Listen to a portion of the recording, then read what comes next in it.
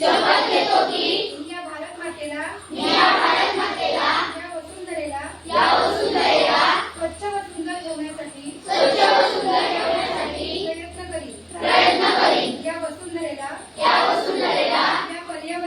या पर्यावरणाला माझ्यापासून कोणतीही हानी होणार नाही याची दक्षता मी घेईन. मी या देशाला सुजलाम सुफलाम करण्यासाठी